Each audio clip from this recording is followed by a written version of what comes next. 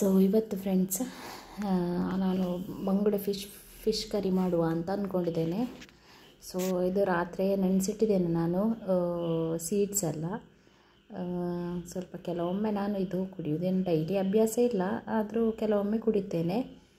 ಕೆಲವೊಂದು ಸೀಡ್ಸ್ ಎಲ್ಲ ಇದೆ. ಸೊ ಇವತ್ತು ಸಾರಿಗೆ ಫಸ್ಟಿಗೆ ಒಂದು ಸಾಮಾನೆಲ್ಲ ಒಂದು ಕಡ್ದು ಇಟ್ಟೆ. ಮತ್ತು ಕರೆಂಟು ಹೋಗ್ಬೋದಲ್ಲ, ಇವಾಗ ಮಳೆಗಾಲ ಅಲ್ಲ ಅಂತ ಹೇಳಿ.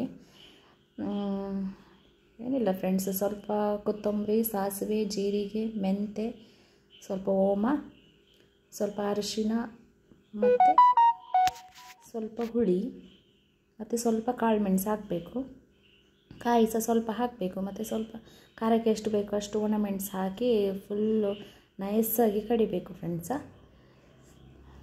ಬಂಗುಡೆ ಸಾರಿಗೆ. ಸೊ ಇಲ್ಲಿ ಬರೀ ಬಂಗುಡೆ ಮಾತ್ರ ಅಲ್ಲ, ಒಂದು 3 ಮೀನು, ರಬ್ಬಾಯಿ ಮೀನು ಅಂತ ಹೇಳ್ತಾರೆ, ಅದು ಮೀನು ಕೊಟ್ಟಿದ್ದಾರೆ. ಹಸ್ಬೆಂಡ್ ಹೋಗಿ ತಂದಿದ್ದಾರೆ. ಮತ್ತು ಒಂದು 3-4 ಎಟ್ಟಿ ಕೊಟ್ಟಿದ್ದಾರೆ, ಪ್ರಾನ್ಸ್. ಸೊ ಅದು ಅವ್ರಿಗೆ ಗುರ್ತದವರಂತೆ, ಹಾಗಾಗಿ ಒಂದು 4-5 ರಬ್ಬಾಯಿ, 3 ರಬ್ಬಾಯಿ ಮತ್ತು ಒಂದು 4-5 ಪ್ರಾನ್ಸ್ ಕೊಟ್ಟಿದ್ದಾರೆ. ಪ್ರಾನ್ಸ್ ಫಸ್ಟ್ ಟೈಮ್ ನಾನು ಕ್ಲೀನ್ ಮಾಡೋದು. ಬೇರೆ ಎಲ್ಲ ಮೀನಾದರೂ ಸಾಧಾರಣಕ್ಕೆ ಗೊತ್ತುಂಟು ಕ್ಲೀನ್ ಮಾಡಲಿಕ್ಕೆ. ಹಾಗೆ ಫ್ರೆಂಡ್ಸ್ ನೋಡಿ, ಬಂಗುಡೆಯನ್ನು ಹೇಗೆ ಕ್ಲೀನ್ ಮಾಡ್ತಾ ಇದ್ದೇನೆ ನಾನು. ಅಂದರೆ ಕಿಚನಲ್ಲೇ ಕತ್ತಿಯೆಲ್ಲ ಇಟ್ಟು ಕ್ಲೀನ್ ಮಾಡಲಿಕ್ಕೆ ನಂಗೆ ಅಷ್ಟೆಲ್ಲ ಆಗೋದಿಲ್ಲ, ಹಾಗಾಗಿ ಇದು ನನಗೆ ಈಸಿ ಆಗ್ತದೆ ಕತ್ತರಿಯಲ್ಲಿ. ಮಾತ್ರ ಮೀನಲ್ಲಿ ಒಳ್ಳೆ ಮೊಟ್ಟೆ ಇತ್ತು. ಮೀನು ಅಷ್ಟೇನು ಫ್ರೆಶ್ ಇರಲಿಲ್ಲ ನೋಡಿ. ಮೊಟ್ಟೆ ಒಳ್ಳೆದಾಗ್ತದೆ, ನನಗೆ ತುಂಬ ಇಷ್ಟ ಮೊಟ್ಟೆ, ಮೀನಿದು ಮೊಟ್ಟೆ ಅಂತ ಹೇಳಿದರೆ ಸಾರಲ್ಲಿ ತಿನ್ನುವಾಗ ಖುಷಿ ಆಗ್ತದೆ. ಹಾಗೆ ಮತ್ತು ದೊಡ್ಡ ದೊಡ್ಡ ಮಾರ್ಕೆಟಲ್ಲೆಲ್ಲ ಬರೀ ಮೊಟ್ಟೆಯೇ ಸಿಗ್ತದೆ. ಸೊ ಅದನ್ನು ತೊಗೊಂಡು ಬಂದು ಸಾಂಬಾರು ಮಾಡ್ಬೋದು. ಇಲ್ಲಾದರೆ ಅದಕ್ಕೆ ಸ್ವಲ್ಪ ರವೆ ಹಾಕಿ ಫ್ರೈ ಸಹ ಮಾಡ್ಬೋದು. ಒಳ್ಳೆ ಆಗ್ತದೆ ಫ್ರೈ ಸಹ, ಒಳ್ಳೆ ಟೇಸ್ಟ್ ಆಗ್ತದೆ. ಇದು ಬಂಗುಡೆಗೆ ಸ್ವಲ್ಪ ಖಾರ ಮತ್ತು ಹುಳಿ ಎಲ್ಲ ಸ್ವಲ್ಪ ಜಾಸ್ತಿ ಹಾಕಿ ಸಾರು ಮಾಡಬೇಕು. ಹಾಗೆ ಮೀನನ್ನು ಅಲ್ಲಿ ಸಹ ಕ್ಲೀನ್ ಮಾಡಿ ಕೊಡ್ತಾರೆ. ಕ್ಲೀನ್ ಮಾಡೋದಾದರೆ ಮಾಡ್ಬೋದು, ಇಲ್ಲ ನಾನು ಮನೆಯಲ್ಲೇ ಮಾಡೋದು. ಸ್ವಲ್ಪ ಮೀನು ಇರ್ತದಲ್ಲ, ಹಾಗಾಗಿ ಮನೆಯಲ್ಲೇ ಮಾಡ್ಕೊಳ್ಬೋದು. ನನಗೆ ಹಾಗೆ ಗೊತ್ತುಂಟು ಮೀನು ಕ್ಲೀನ್ ಮಾಡಲಿಕ್ಕೆ. ಅಂದರೆ ಮೊದಲೆಲ್ಲ ನಾನು ಕಾಲೇಜಿಗೆ ಹೋಗೋ ಟೈಮಲ್ಲೆಲ್ಲ ಅಮ್ಮ ಮೀನು ಮಾಡ್ತಿದ್ರೆ ಅವ್ರ ಹತ್ರ ಬಂದು ಕೂತ್ಕೊಳ್ತಾ ಇದ್ದೆ. ಅವ್ರು ಮೀನು ಕ್ಲೀನ್ ಮಾಡುವಾಗ ನೀರೆಲ್ಲ ಹಾಕಲಿಕ್ಕೆ ಬೇಕಾಗ್ತದಲ್ಲ, ಒಂದು ಜನ ಬೇಕಲ್ಲ ಅಂತ ಹೇಳಿ ಅವರೊಟ್ಟಿಗೆ ಮೀನು ಮಾಡಲಿಕ್ಕೆ ಕೂತ್ಕೊಳ್ತಾ ಇದ್ದೆ. ಹಾಗೆ ನೋಡಿ ನೋಡಿ ಮೀನು ಮಾಡೋದನ್ನು ಕಲಿತೆ ಫ್ರೆಂಡ್ಸ್. ಇವತ್ತೊಂದು ಸಿಂಪಲ್ ಆಗಿ ಬಂಗುಡೆ ಸಾರು ಮಾಡುವ ಅಂತ ಹೇಳಿ. ಹಾಗೆ ಬೆಳಿಗ್ಗೆ ಇನ್ನೂ ತಿಂಡಿ ಆಗಲಿಲ್ಲ. ಸೊ ಇನ್ನು ಚಟ್ನಿ ಎಲ್ಲ ಮಾಡಿದರೆ ಪುನಃ ಚಟ್ನಿ ಮಾಡಬೇಕಾಗ್ತದೆ. ಅದಕ್ಕೆ ಒಮ್ಮೆಲೆ ಸಾರು ಮಾಡುವ ಅಂತ ಆಯಿತು. ಸಾರು ಮಾಡುವ, ಮಧ್ಯಾಹ್ನಕ್ಕೆ ಸಹ ಆಗ್ತದಲ್ಲ, ಇವತ್ತಿಗೆ ಆಗ್ತದಲ್ಲ ಅಂತ ಹೇಳಿ. ಇಲ್ಲದೆ ಚಟ್ನಿ ಒಮ್ಮೆ ಸಾರು 2 ಡಬ್ಬಲ್ ಕೆಲಸ ಆಗ್ತದೆ. ಹಾಗಾಗಿ ನಿನ್ನೆ ಉದ್ದಿನ ದೋಸೆಗೆ ಕಡ್ದಿಟ್ಟಿದ್ದೆ. ಇವತ್ತು ಬೆಳಿಗ್ಗೆ ಉದ್ದಿನ ದೋಸೆ ತಿಂಡಿ ಇನ್ನೂ ಆಗಲಿಲ್ಲ. ತಿಂಡಿ ಇನ್ನು ಮಾಡಬೇಕು. ಮೀನೊಂದು ಮಾಡಿ ಕ್ಲೀನ್ ಮಾಡಿ ಉಪ್ಪು ಹಾಕಿಡುವ ಅಂತ. ಮೀನು ಅಷ್ಟೇನು ಫ್ರೆಶ್ ಇರಲಿಲ್ಲ, ಹಾಗಂತ ಬರೀ ವರ್ಸ್ಟ್ ಸಹ ಇರಲಿಲ್ಲ, ಒಳ್ಳೆಯದು ಸಾಧಾರಣ ಇತ್ತು ಮೀನು. ಮೀನೊಂದು ಕ್ಲೀನ್ ಮಾಡಿ ಉಪ್ಪು ಹಾಕಿಟ್ರೆ ಮತ್ತು ಸ್ವಲ್ಪ ಎಷ್ಟು ಹೊತ್ತು ಬಿಟ್ಟು ಸಹ ಆಮೇಲೆ ಸಾರು ಮಾಡ್ಬೋದು. ಇಲ್ಲಾಂದರೆ ಮೀನು ಫ್ರೆಶ್ ಇರುವುದಿಲ್ಲಲ್ಲ ಅಷ್ಟೇನು, ಅದು ಇನ್ನೂ ಮೆತ್ತನೆ ಆದರೆ ಮತ್ತು ಕ್ಲೀನ್ ಮಾಡಲಿಕ್ಕೆ ಕಷ್ಟ ಆಗ್ತದೆ, ಕ್ಲೀನ್ ಮಾಡಲಿಕ್ಕೆ ಆಗೋದಿಲ್ಲ. ಹಾಗಾಗಿ ಮೀನು ಸ್ವಲ್ಪ ಮೆದು ಆಗಿದ್ದರೆ ಫಸ್ಟಿಗೆ ಕ್ಲೀನ್ ಮಾಡಿ ಉಪ್ಪು ಹಾಕಿಡಬೇಕು ಫ್ರೆಂಡ್ಸ್. ನೋಡಿ, ಇಲ್ಲಿ ಕೆಲವರು ಮೀನಿದು ಸೈಡಿದ್ದು ಒಂದು ಚಿಕ್ಕ ಬೋನಿನಾಗಿರ್ತದೆ ಮುಳ್ಳು, ಅದು ಕೆಲವರು ತೆಗೆಯೋದಿಲ್ಲ. ನನಗೆ ಹಾಗೆ ಆಗೋದಿಲ್ಲ, ನನಗೆ ಅದು ಫುಲ್ಲು ಕ್ಲೀನ್ ಆಗಬೇಕು. ಹಾಗೆ ಆ್ಯಕ್ಚುಲಿ ನಾನು ಕತ್ತರಿಯಲ್ಲೇ ಕಟ್ ಮಾಡಿಕೊಂಡು ಕ್ಲೀನ್ ಮಾಡ್ಕೊಳ್ಳೋದು. ಇದು ನೋಡಿ, ಫಸ್ಟಿಗೆ ಈಗ ಮಾಡ್ತಿದ್ದೇನಲ್ಲ, ಇದು ಬಂಗುಡೆ ಮೀನು ಸೈಡಲ್ಲಿ ಇಟ್ಟಿದ್ದೇನೆ ನೋಡಿ, 3 ಮೀನು. ಅದು ರಬ್ಬಾಯಿ ಅಂತ ಹೇಳಿ, ಅದು ಒಳ್ಳೆ ಸ್ವಲ್ಪ ಟೇಸ್ಟ್ ಇರ್ತದೆ. ಆದರೆ ಅದರಲ್ಲಿ ಇದು ಪೊಡಸ್ ಅಂತ ಹೇಳ್ತೇವೆ ನಾವು ಈ ಕಡೆ, ಅದರದ್ದು ಮೇಲೆ ಇರ್ತದಲ್ಲ, ಅದು ಚೆಂದ ಕ್ಲೀನ್ ಮಾಡಬೇಕು.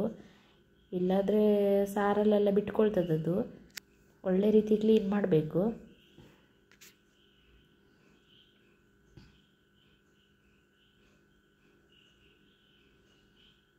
ಹಾಗೆ ಮೀನಿನಲ್ಲಿ ಮೊಟ್ಟೆ ಒಳ್ಳೆ ಉಂಟು. ಅಂದರೆ ಈ ಟೈಮಲ್ಲೆಲ್ಲ ಮೀನುಗಳೆಲ್ಲ ಮೊಟ್ಟೆ ಇಡುವಂಥ ಟೈಮಲ್ಲ, ಹಾಗಾಗಿ ಮೀನುಗಳಲ್ಲಿ ಮೊಟ್ಟೆ ಎಲ್ಲ ಉಂಟು, ಒಳ್ಳೆ ಮೊಟ್ಟೆ ಉಂಟು. ಮೀನು ಸಹ ಒಳ್ಳೆ ಟೇಸ್ಟ್ ಇರ್ತದೆ, ಆದರೆ ಅಷ್ಟೇನು ಫ್ರೆಶ್ ಇರಲಿಲ್ಲ. ಅಂದರೆ ಈಗ ಮೀನು ಹಿಡಿಲಿಕ್ಕೆ ಬೋಟ್ ಎಲ್ಲ ಜಾಸ್ತಿ ಹಿಡಿಲಿಲ್ಲ ಅಲ್ವಾ, ಹಾಗಾಗಿ ಅಷ್ಟೇನು ಫ್ರೆಶ್ ಅಂತ ಏನಿರುವುದಿಲ್ಲ. ಆದರೆ ಸಾಧಾರಣ ಉಂಟು. ಆದರೆ ನಮಗೆ ಮೀನು ತಿನ್ನುವವರಿಗೆ ಮೀನು ಬೇಕಾಗ್ತದೆ.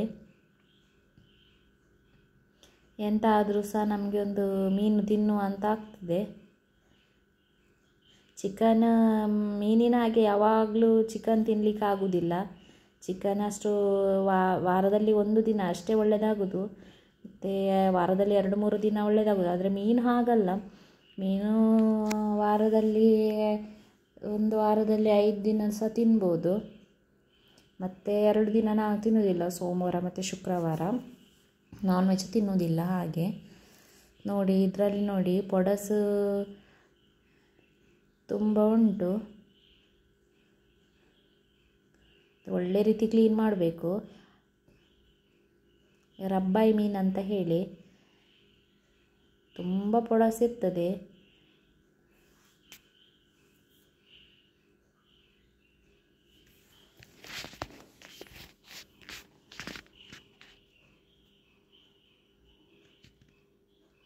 ನೋಡಿ ಫ್ರೆಂಡ್ಸ್, ನಾನು ಈಗ ಕ್ಲೀನ್ ಮಾಡ್ತಾ ಇದ್ದೇನೆ. ಈ ಪೊಡಸಿರುವಂಥ ಮೀನನ್ನು ಒಳ್ಳೆ ರೀತಿಯಲ್ಲಿ ಪೊಡಸೆಲ್ಲ ಕ್ಲೀನ್ ಮಾಡಬೇಕು, ಇಲ್ಲಾಂದರೆ ಅದು ಸಾರಲ್ಲಿ ಬೇಯುವಾಗ ಬಿಟ್ಕೊಳ್ತದೆ, ಮತ್ತು ಊಟ ಮಾಡಲಿಕ್ಕೆ ಆಗೋದಿಲ್ಲ, ತುಂಬ ನರಕಾಗ್ತದೆ. ಹಾಗೆ ಫ್ರೆಂಡ್ಸ್, ಮತ್ತು ಮೀನನ್ನು ಒಳ್ಳೆ ರೀತಿಯಲ್ಲಿ ತೊಳಿಬೇಕು. ಅದು ಬ್ಲಡ್ಡೆಲ್ಲ ಇರ್ತದಲ್ಲ, ಒಂದು 3-4 ಸುಮಾರು ಸತಿ ತೊಳಿಬೇಕು. 3-4 ಸತಿ ಅಂತಲ್ಲ, ನಾನಿಲ್ಲಿ ಒಂದು 5-6 ಸತಿ ತೊಳಿತೇನೆ. ಕ್ಲೀನಾಗಿ ತೊಳಿಬೇಕು. ಮತ್ತು ಕ್ಲೀನು ಅದರದ್ದು ನೋಡಿ, ಒಳಗಿದ್ದು ನೋಡಿ ಬ್ಲ್ಯಾಕ್, ನಾನಿಲ್ಲಿ ಕ್ಲೀನ್ ಮಾಡ್ತಿದ್ದೇನೆ ನೋಡಿ, ಬ್ಲ್ಯಾಕ್ ಕಲರ್ ಒಂಥರ ಇರ್ತದೆ ನೋಡಿ ಲೇಯರ್, ಅದನ್ನು ನೀಟಾಗಿ ತೆಗಿಬೇಕು. ಇದಿಲ್ಲಾದರೆ ಸಾರೆಲ್ಲ ಒಂಥರ ಅಷ್ಟು ಒಳ್ಳೆಯದಾಗೋದಿಲ್ಲ, ಟೇಸ್ಟ್ ಬರೋದಿಲ್ಲ ಸಾರಲ್ಲಿ. ಸ್ವಲ್ಪ ಕಹಿ ಕಹಿ ಆದಾಗೆಲ್ಲ ಆಗ್ತದೆ. ಹಾಗೆ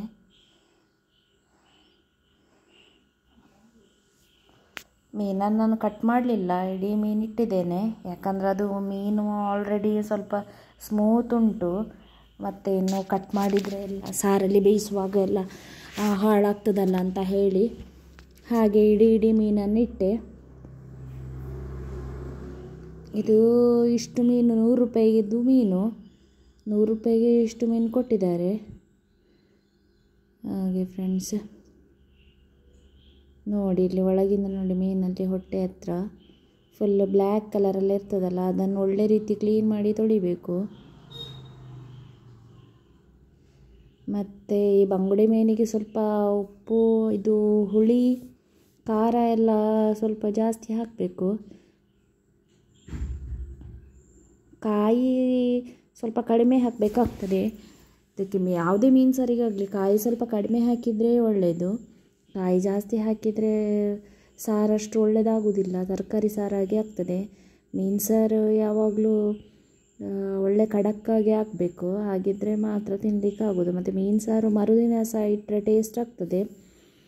ಚಿಕನ್ ಸಾರು ಹಾಗೆ ಅಲ್ಲ, ಚಿಕನ್ ಮರುದಿನ ಇಟ್ಟರೆ ತಿನ್ನಲಿಕ್ಕೆ ಆಗೋದಿಲ್ಲ.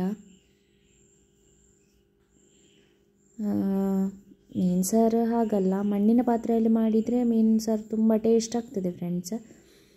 ಹಾಗೆ ನೋಡಿ, ಇಲ್ಲಿ ಮೊಟ್ಟೆಯನ್ನು ಸಹ ಹಾಗೆ ಕ್ಲೀನ್ ಮಾಡಿಕೊಳ್ಬೇಕು. ಅದರಲ್ಲಿ ಒಂಥರ ಬ್ಲ್ಯಾಕ್ ಈ ಥರ ಲೈನ್ ಥರ ಇರ್ತದೆ, ಅದನ್ನು ಸಹ ಕ್ಲೀನ್ ಮಾಡಿ ತೆಗಿಬೇಕು.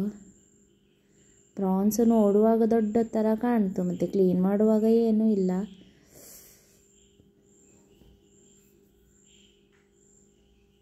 ಪ್ರಾನ್ಸ್ ನನಗೆ ಅಷ್ಟೇನು ಇಷ್ಟ ಆಗೋದಿಲ್ಲ. ಪ್ರಾನ್ಸ್ ಅಂದರೆ ಈಗ ಜಾಸ್ತಿ ಅವರಿಗೆ ಸಮುದ್ರದಲ್ಲಿ ಪ್ರಾನ್ಸೇ ಸಿಕ್ಕಿದೆ ಅಂತ, ಹಾಗಾಗಿ ಸ್ವಲ್ಪ ಮಾರ್ಕೆಟಲ್ಲಿ ಪ್ರಾನ್ಸ್ ಸ್ವಲ್ಪ ಜಾಸ್ತಿ ಉಂಟು. ಹಾಗೆ ಫ್ರೆಂಡ್ಸ್, ಇನ್ನು ಮೀನು ಕ್ಲೀನ್ ಮಾಡಿ ಆದಮೇಲೆ ಕೂಡಲೇ ಉಪ್ಪನ್ನು ಹಾಕಿಡಬೇಕು. ಉಪ್ಪು ಹಾಕಿಟ್ರೆ ಸಾರಿಗೆ ಮೀನು ಒಳ್ಳೆ ಟೇಸ್ಟ್ ಬರ್ತದೆ ಸಾರಿಗೆ ಹಾಕುವಾಗ. ಮತ್ತು ಈಗ ಉಪ್ಪು ಹಾಕಿಕೊಂಡ್ರೆ ಮತ್ತೆ ವಾಶ್ ಮಾಡಲಿಕ್ಕಿಲ್ಲ, ಮತ್ತು ಸಾರಿಗೆ ಹಾಕುವಾಗ ಸಹ ಅಷ್ಟೇ ನೋಡ್ಕೊಂಡು ಹಾಕಬೇಕು. ಫಸ್ಟಿಗೆ ಉಪ್ಪು ಹಾಕಲಿಕ್ಕಿಲ್ಲ, ಮೀನು ಹಾಕಿ ಒಂದು ಕುದಿ ಬಂದ ಮೇಲೆ ಉಪ್ಪು ನೋಡಿ ಆಮೇಲೆ ನಿಮಗೆ ಉಳಿದದ್ದು ಸಾರಿಗೆ ಎಷ್ಟು ಬೇಕು ಉಪ್ಪು ಅಷ್ಟು ಹಾಕಬೇಕಾಗ್ತದೆ. ನಾನು ನೋಡಿ ಸ್ವಲ್ಪ ಜಾಸ್ತಿ ಉಪ್ಪು ಹಾಕೋದು. ಉಪ್ಪು ಹಾಕಿಡುವಾಗ ಜಾಸ್ತಿ ಉಪ್ಪು ಹಾಕಿಡಬೇಕಾಗ್ತದೆ. ಮೀನು ಒಳ್ಳೆ ಉಪ್ಪನ್ನು ಎಳ್ಕೊಳ್ಬೇಕಾಗ್ತದೆ. ಹಾಗೆ ಮೀನು ಉಪ್ಪು ಎಳ್ಕೊಂಡಷ್ಟು ಸಹ ಒಳ್ಳೆ ಟೇಸ್ಟ್ ಆಗ್ತದೆ. ಮತ್ತು ಮೀನು ಸ್ಮೂತಾಗಿರ್ತದಲ್ಲ, ಗಟ್ಟಿಯಾಗಿರ್ತದಲ್ಲ, ಸ್ವಲ್ಪ ಉಪ್ಪು ಹಾಕಿಟ್ರೆ ಅದು ಗಟ್ಟಿ ಆಗ್ತದೆ.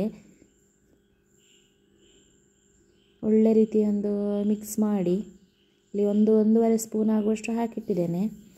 ಏನಿಲ್ಲ ಅಂದರೂ ಮೀನು ಸಾರು ಮಾಡಲಿಕ್ಕಿಂತ ಮುಂಚೆ ಒಂದು ಗಂಟೆ ಆದರೂ ಉಪ್ಪಲ್ಲಿಟ್ಟರೆ ಒಳ್ಳೆಯದು, ಒಳ್ಳೆ ಟೇಸ್ಟ್ ಬರ್ತದೆ ಮೀನು. ನಾನಿಲ್ಲಿ ಸಾರಿಗೆ ಸಾಮಾನೆಲ್ಲ ಒಳ್ಳೆ ಸಣ್ಣಾಗಿ ಕಡ್ದಿಟ್ಟಿದ್ದೇನೆ.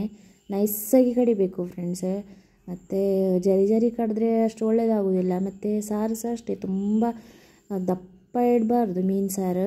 ಅದು ಮತ್ತು ಬೇಯ್ತದಲ್ಲ ಆವಾಗ ನೀರೆಲ್ಲ ಆವಿ ಆಗ್ತದೆ. ಹಾಗಾಗಿ ಸ್ವಲ್ಪ ನೀರು ಹಾಕಬೇಕು. ನಾನು ನೋಡಿ ಇಲ್ಲಿ ನೀರು ಸೇರಿಸ್ಕೊಳ್ತಾ ಇದ್ದೇನೆ.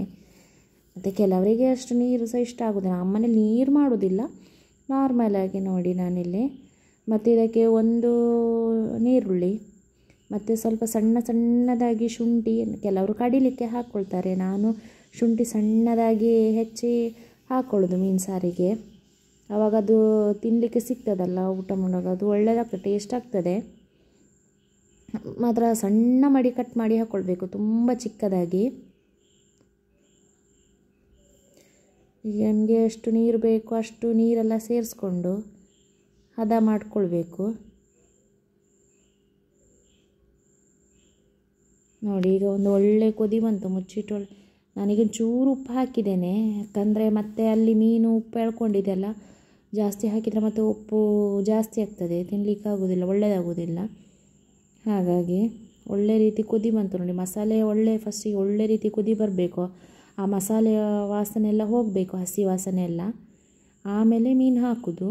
ಒಳ್ಳೆ ರೀತಿ ಕುದಿ ಅಂದರೆ ಮೀನು ಹಾಕಿದ ಮೇಲೆ ಜಾಸ್ತಿ ಕುದಿ ಬರಲಿಕ್ಕಿಲ್ಲ, ಇಲ್ಲಾಂದರೆ ಮೀನೆಲ್ಲ ಸಾರಲ್ಲಿ ಕಲ್ಲಡಿ ಹೋಗ್ತದೆ. ಹಾಗೆ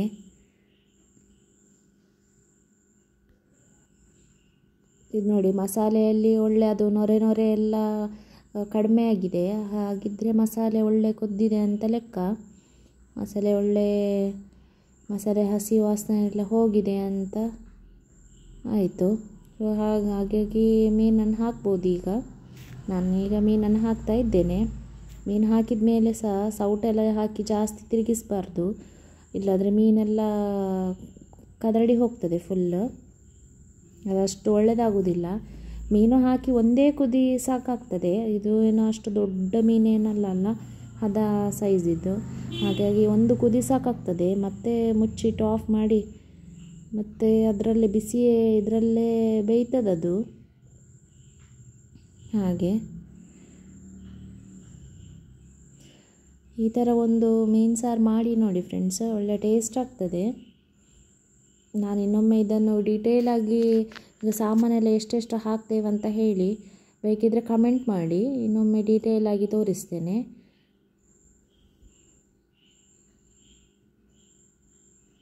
ನೋಡಿ ಮೀನು ಹಾಕಿ ನಾನು ಮುಚ್ಚಿಟ್ಟೆ.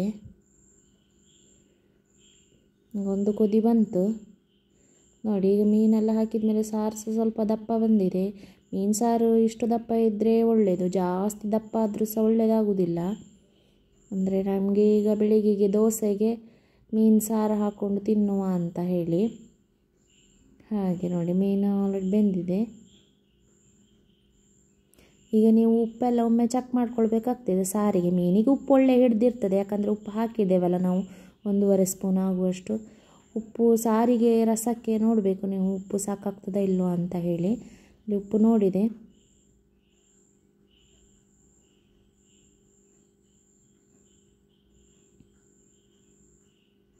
ಹಾಗೆ ಒಳ್ಳೆಯದಾಗಿದೆ ಫ್ರೆಂಡ್ಸ್ ಸಾರು ಟೇಸ್ಟ್. ಉಪ್ಪು ಹುಳಿ ಖಾರ ಎಲ್ಲ ಪರ್ಫೆಕ್ಟಾಗಿ ಬಂದಿದೆ.